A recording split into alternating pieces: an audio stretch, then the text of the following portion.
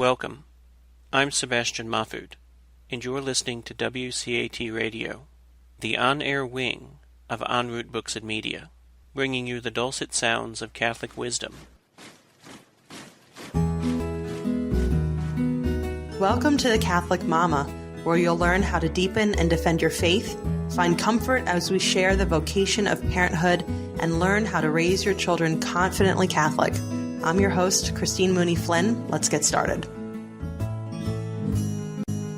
Hello, and welcome back to the Catholic Mama. This is your host, Christine Mooney-Flynn, and thank you for joining me on this episode where I have a guest that I have never had before, and I'm very excited to have her on. It's Steph Hampton. She is a former first grade teacher who is now getting to spend lots of time with her little baby and getting to spend time going to Mass with this little baby. And so today we are going to talk about strategies and just real life stories about what it's like to be a parent of young children at Mass, and try to get some solidarity around that. And also this very cool project that she is working on as well. So Steph, thank you so much for joining me.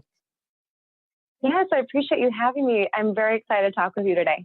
Yeah. So if you wouldn't mind, since I did a brief introduction, but why don't you introduce yourself a little bit more and tell us about you, your Catholic faith, and any other little tidbit you want to throw in. Sure. Yeah. So I grew up in Milwaukee, Wisconsin, and I was actually raised in the Catholic Church. And with some of the corruption that was happening, my parents brought our family to the Lutheran Church, and that was around when I was in middle school. I ended up attending Marquette University, also in Milwaukee, and it had a real Jesuit influence, and I kept feeling this tugging and pulling of the Holy Spirit, and I actually ended up turning back to the Catholic faith and really growing in my relationship with God. And from there, at Marquette, I became an elementary education teacher, and teaching combined with my Catholic faith has really grown to just reach out to children in general. And now I stay at home with my daughter. She's 1.5 now, and I have another one on the way. And we currently live in St. Louis with my husband, and yeah, life is going good. That's also, I didn't know you were expecting a second. I am. Yes, we just got into second trimester, so safe to say now. That's right. Yeah. How are you feeling? Feeling great. We actually miscarried the end of July, and so this pregnancy has really tied in to my faith and with my husband of really just bringing more prayer into this pregnancy. And that's really helped to strengthen our bond and more with the baby too. And I'm starting to feel little kicks, which is always that great comfort. Oh, yeah. I just was reading, I can't remember. It could have been, I had Mary Hazelton, and she has a couple weeks back or a month ago back, and she has a book called Made for This, which is like the Catholic mom's guide to labor, delivery, birth, and all that. And it may have been in there, but somebody was saying that they always, while they were pregnant, they just always did the sign of the cross over the baby every time that they went to Mass. And I thought that was just a really nice little way of including this wonderful little creature in everything. Oh, that's wonderful. I love that. Yeah. I was like, well, I'm a convert and pretty recent at that. And so I've had 3 kids, but none of them while I was Catholic. And I thought to myself, well, if I ever get pregnant again and we have more babies or whatever, I was going to go as Catholic as possible with the next one and see lots of praying, I figured. Yes, that's wonderful. Yeah, we do the sign of cross on my daughter's forehead after we do prayers at night. Mm-hmm. But I never thought of doing the prayer over the baby inside of me. That's a really neat way of tying everything together with faith. And that's great. Whenever I read that, I think it was Mary's book, but maybe we'll give her credit because it was a great book anyway. Yeah. That's great. I'll check that out. Yeah, it's a great book. I'm gifting it to people now. But I didn't realize. I should have realized this when I saw Marquette, because in our little email correspondence, and you mentioned Marquette. I should have thought about that. My in-laws and my husband grew up for quite a number of years outside of Milwaukee. So I don't know why I didn't even place that together. He was, I think it's technically Pewaukee. I'm trying to think. Oh, yeah. Yeah, and right pronunciation too. On the edge of Milwaukee, so I can't remember. But were you actually in Milwaukee? No, I'm in a suburb. I grew up in a suburb about 20 minutes west called Brookfield. So actually very close to Pewaukee and to Waukesha. So yeah. My I know exactly where that is. Are you? Oh, go ahead. So are you a Cheesehead then? Are you a Packers fan or? Well, so I grew up in the South. Okay. And it was more just college sports for everything, which I didn't really, I had no stake in. And then I moved up to Philadelphia. So if anything, I would say it's the Eagles, but I don't know. The Packers are great. I don't, I like cheese. Yeah, that's good. Yeah, sometimes, I turned my husband into a Packer fan. So I was wondering if your husband had some strong ties with that. So my father-in-law is still he's still an Eagles fan, but he's also a Packers fan. So he'll go either way. Nice. He's a transplant too. So he still shouts the Eagles chant pretty embarrassingly loud when we're places. The Eagles are on TV. But yeah, I know. I wound up. We drive out with our 3 kids and our St. Bernard. We pack everybody up and we drive out to Wisconsin 2 to 4 times a year. And every time I don't think that I could possibly eat more cheeseburgers and frozen custard yet. So good. We always go to Cops. Yes. And it's never the same. Oh, did you say Cops? Yeah. Oh, my husband and I got married actually on Marquette's campus, and our mass at JZU was early in the morning and our reception was later in the afternoon. So our bridal party rented a trolley, and during our pictures, we stopped at Cops, and my husband and I put ponchos over us, and we ate custard and had burgers for lunch before our dinner. That's perfect. I wind up, knowing that whenever we're going to take the trip out, I'm already looking at their flavor forecast calendar. Yes. So that's good. Definitely what we do too. Yeah. There we go. End of podcast. We're done now. So what we were talking about before, I hit record was we talked about talking about what it's like to be a parent of young children at Mass and getting some support around that, because it feels, and I know I've seen now that I am a parent and I have children who are loud or whatever they do during Mass, anytime I see a child on the loose or whatever, I kind of just laugh, and it's all, and I understand it now. Before parenthood, I would not have gotten any of this, and why the child just wouldn't sit down and be quiet. But now I know better. Yes, it definitely changes the perspective. The going to Mass is a certain mindset that you have to kind of enter into. It can be a struggle, and really returning to that baptismal promise that as parents we make to our children of how, this is what I want for my child. I want to raise my child in this faith. And part of that is going to Mass and being a part of it. And there's going to be imperfections, and that's okay. At least, you went to Mass and it was worth the effort. Yeah, I think, I wrote a post a while ago about, or I just talked a while ago about how to bring your kids out to places and have them behave well. And if you want your kids to eventually behave well at Mass or at a restaurant or in an airplane, you have to give them those opportunities to actually practice. And if you just never take them, or you're really stressed out about it, or it doesn't help them learn how to handle themselves. Right. And that was kind of similar to what my husband and I experienced. We started in the cry room, and then we kind of felt that we wanted our daughter to more participate in Mass, and we weren't as close as what we'd like. And so then we ended up moving to the back of the church so that we can make an easy exit if possible. And then we gradually started going up closer to the altar. And that really helped so that Julia could see exactly what was going on, and I could whisper in her ear and explain different things that are happening.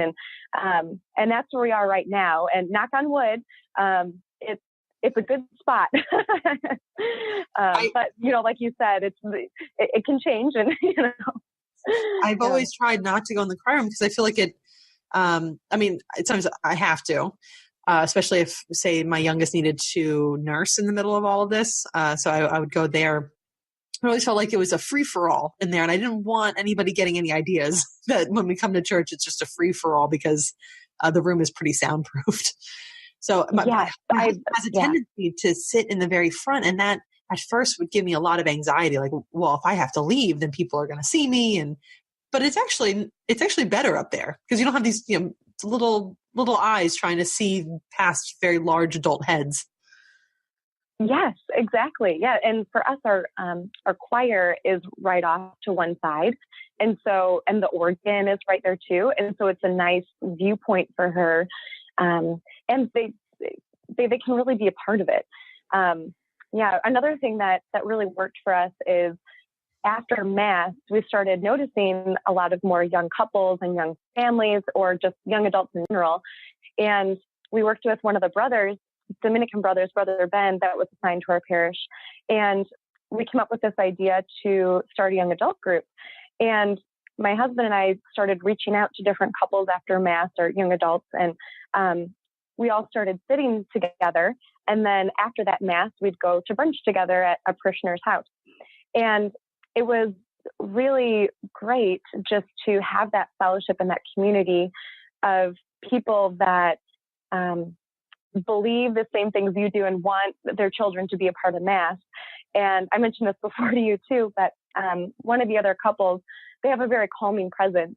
And not that my husband and I don't for my daughter, but we might not be as exciting to her during Mass. And so she actually will go on his lap during the homily and just sit there, and nothing in her lap or anything. And she just is very calm. And it's happened now about a few times. And each time my husband and I can hold hands and we can take in the homily and just really connect with what our priest is saying. And that's been something that's really helped too. It's just to reach out to other families that may be feeling the same thing. Yeah, I got to say, every time I see other families, I mean, you look around if you have a minute when you're taking your kids with you to church, they're all in it with you. It's just whether or not you actually get around to talking about it and creating a community around it, which is much needed as parents. Yeah. There's always that eye contact that you can make with another family. Like, it's okay. We've been there too. Exactly. I always do appreciate any of the elderly people who come up afterwards and tell us that our kids acted great in church, even if they weren't up to the standards that I would like to hold. But it is, especially, like I said, now being a parent, if I was at church without my kids and I see a mom or dad and their small kids, I will probably now say, oh, they did such a great job. You need that support. It's so important. You're like, oh, yes. I passed. No, I didn't annoy too many people. Right. Yeah. There was one time we were at Mass, and our daughter just started learning the word Jesus. And it was so exciting. And, I was just thrilled. And so we walk in, and there's a huge crucifix above our altar. It's just beautiful. And we slip in because, as parents, we try to go to Mass on time, but this time it didn't happen, like many times. But anyways, we slip into a pew, and there happens to be another couple with their little boy. And Julia notices a crucifix, and I say, look, there's Jesus. And she says very loud, Jesus. And the little boy in front of us, he whispers to his mom, which happens to be loud enough so I can hear, and says, Mommy, that little girl just called Jesus a Cheez-It. And it it was just so funny. And, but it really does show the amount of growth that children can make. And, I am looking forward to the moment when Julia will say Jesus clear as day and be excited to know what he did to save us. But for now, I'm relishing in her cute pronunciations, even if Jesus sounds like a Cheez-It. So. Yeah. We have a crucifix, this little one that we got. Actually, I think we got it at Holy Hill on one of our visits out to Wisconsin. And I love Holy Hill. Isn't it beautiful? Yeah. I did a Marian consecration, like the really long prayers and everything, not the shortcut one, but I did like all the long prayers, and I made it very difficult for myself by cutting a lot of I cut out coffee or whatever. It was a tough 30 some days, but I got to end it at Mass at Holy Hill because we happened to be traveling there. It was so nice to be able to sit there and because it is such a beautiful basilica. But we wound up getting a little crucifix there, and my daughter, who's about a year and a half, she carries it around with her. Sometimes I notice that she tries to use it as some kind of teething device, which I try to shush her away from doing. But she likes to hold it in her hand. She gets so excited. Or she sees my rosary and said, it's similar to Cheez-Its at this point. But then at church, though, she is so proud of herself because she's figured out that when we give peace to one another and we shake hands, she says, peace, peace, and she's giving her hand out to everybody. She has no idea what's really going on. But it's so fun just to see that just complete delight and lack of any I don't know, she's not self-conscious at all. She's just there having fun and participating. It's so cool to see that in kids. And I'm sure she really sees you and your husband and just your attitude during Mass and that excitement and picks up on that. I think that's so special. One other thing that has helped us too is being involved in Mass. And so my husband and I will try to be lectors frequently and be extraordinary ministers and hand out Eucharist. And that's been really special for Julia to see us up there actually being a part of it too. And kind of leaning into that too with a funny story.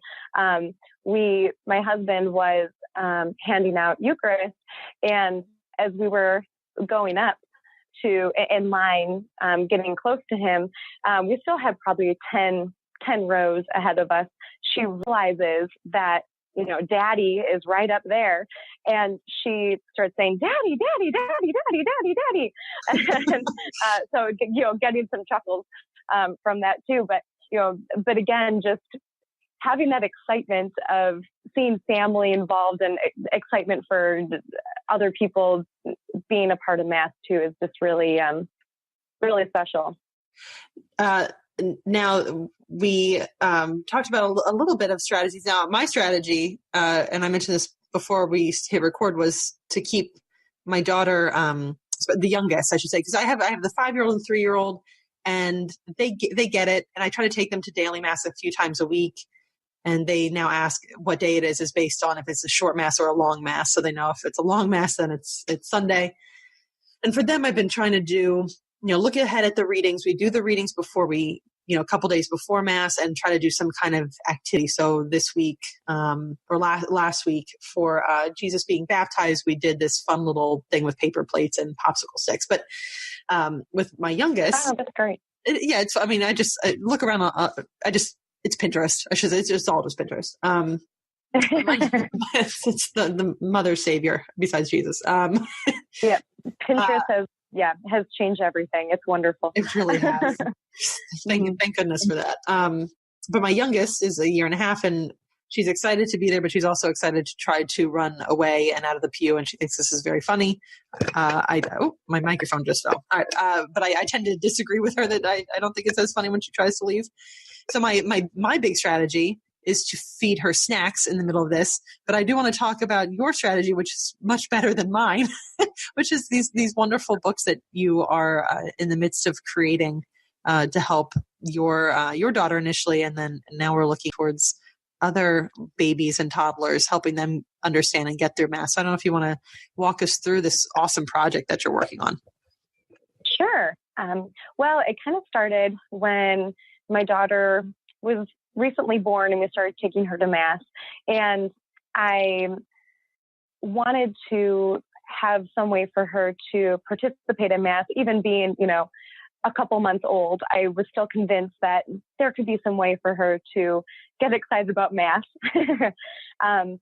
So at first, I just started bringing a church bag with some little toys. And, until infants are 5 months old, they only see in black and white. And then they gradually get their colors. Red is the first to develop and that sort of thing. So I had a lot of black and white books for her of just simple images. And over time, I realized that a lot of the books in our church were unrelated to the order of Mass and the Catholic faith in general. So while I kept her occupied, I was really looking for her to participate more fully in the beauty of Mass. And while she was getting older, I just started creating some different books. And being an elementary school teacher, now a stay-at-home mom, I still, that love of literacy has really just always followed me. And I wanted to make that connection for my daughter as well. So so that's kind of how it started. I started creating these own books, and I would make them on Microsoft Word and just start laminating them to make it more of a board book for her. And they're clear, simple graphics, color contrast, tactile experiences, real Mass photos, that sort of thing. And it was a way for me to teach her during Mass, and a way for us to interact together as a family. So one that I am working on right now is a black and white image book of different images that I've drawn of symbols relating to the Catholic faith that infants and small children can look at as an option to other black and white books out there. And now that she's older, I'm working on some other ones that she can more, that are a little more interactive. But it's been a really great project, and it's been a neat thing for our community too. I have different families that will come up to me afterwards and asking, like, wow, she was really quiet during the Eucharistic prayer. How did you do that? And, different things like that. So there are some times where that doesn't happen, and that's okay. But Mass overall is more peaceful for our family, and I thought that it could help other people too. So I'm currently working with publishers and en route, and it's been a really great experience. So that's kind of my project that's morphed into more. And it's got Little Catholic Books, and it's going to be a series, right? Yep. It's going to be a series. That's awesome. And I came across this quote by Pope Benedict, and it says, "To go to Mass will be the light of Sunday for a family." And I never came across that before until I think I actually was looking through Pinterest, and that really, really just hit me hard, and of how no matter how hard it is for a family to go to Mass or to sit through Mass with little ones, it's so important. And it as parents, it's our time to really begin this education in the faith, and that it never is too early to bringing up our children in the church. So it's very exciting to be a parent and to have this beautiful soul that God has gifted the world with, and that He somehow entrusted my husband and I to try to bring up her in the Catholic faith. And it's a beautiful thing, as I'm sure you can relate to. Yeah. And I think what really struck out to me is, I'm in a women's Bible study, and there are women who are a little bit older than me and quite a bit older. And a recurring theme, and I can see this even in my parents and extended family, that when they were small children and going to church, it was a lot of fire and brimstone. It wasn't a lot of good catechesis. They weren't getting a really great message about the Catholic faith, and in turn wound up having some negative feelings about it or getting away from it because they just didn't feel like it made any sense. And what I'm seeing now in, say, our generation and younger parents or younger kids is a desire to actually teach their kids and guide with a more loving hand. And what better way to do that than actually include them in the Mass and do it with loving care and actually trying to impart some real knowledge rather than just shushing them or threatening them to make them be quiet during it. Right. Yeah, I try to pray before we go into Mass, and to really say, God, help me to be an instrument of your love during this Mass today. Help me to have the patience with Julia today, and help me to really show your love. And being there in Mass, it's an automatic piece, and letting that kind of go to me and to hopefully transfer to her, had just helped to put things more in perspective. I have one of my favorite quotes that I thought I would share too. I found this about 5 years ago, before I was confirmed in the Catholic Church, and I found this on the back of one of my calendars one of the Catholic calendars. And after the year ended, I actually cut it out of the calendar and I keep it on my mirror. It didn't say who wrote it. But here it is. Just think you're not here by chance, but by God's choosing. His hand formed you and made you the person you are. He compares you to no one else. You are one of a kind. You lack nothing that His grace can't give you. He has allowed you to be here at this time in history to fulfill His special purpose for this generation. And this is something that I'll read Sunday mornings just out loud to myself to help put it in perspective of, okay, we can do this.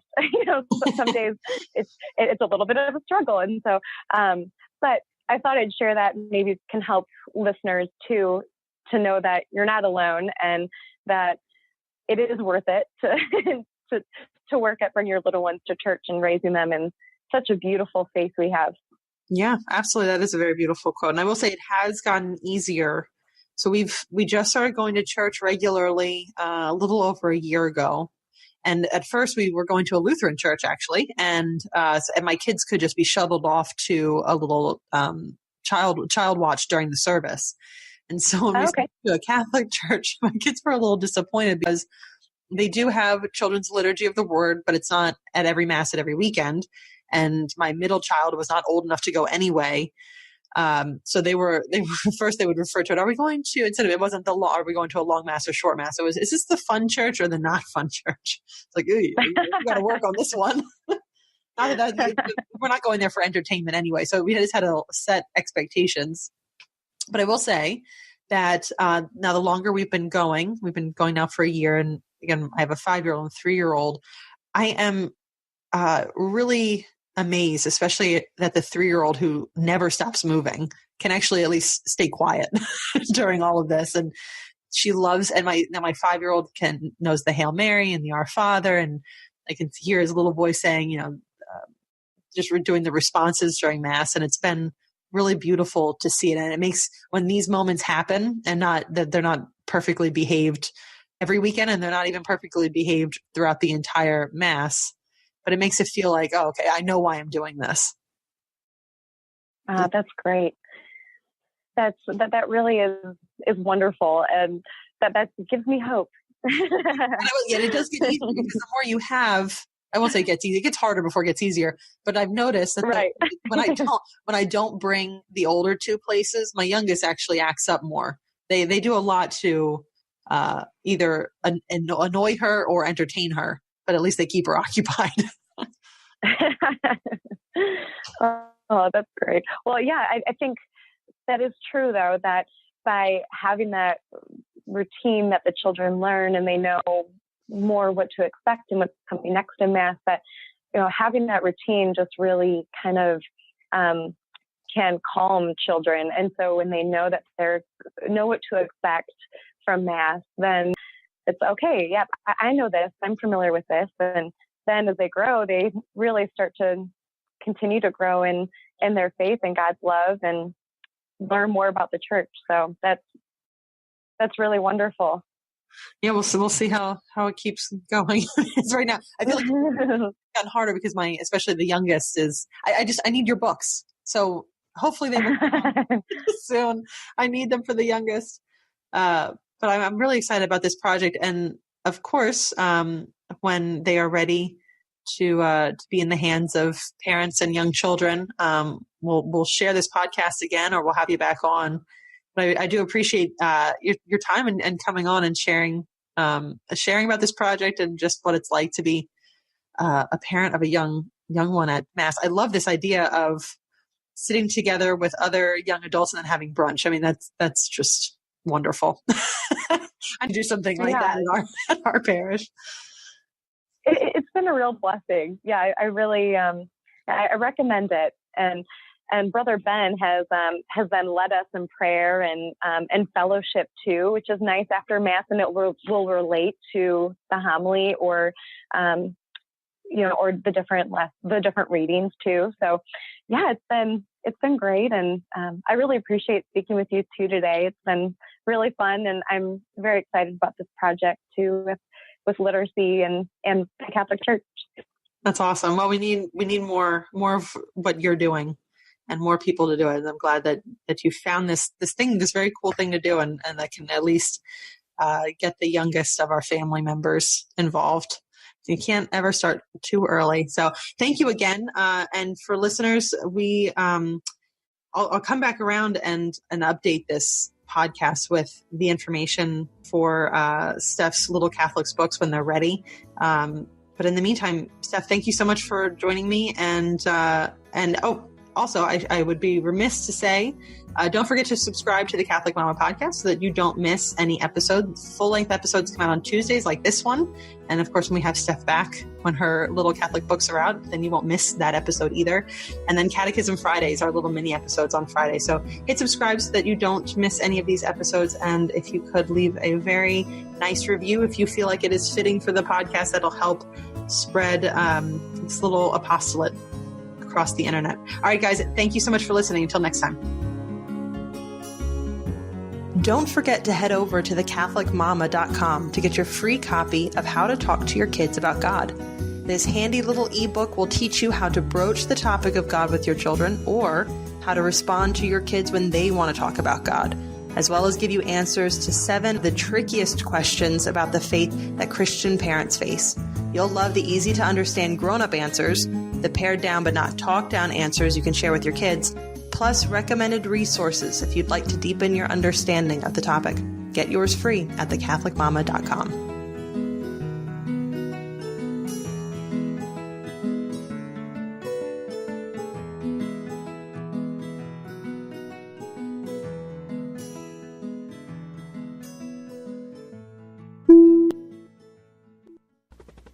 We hope you enjoyed the program and will join us back for another show on WCAT Radio.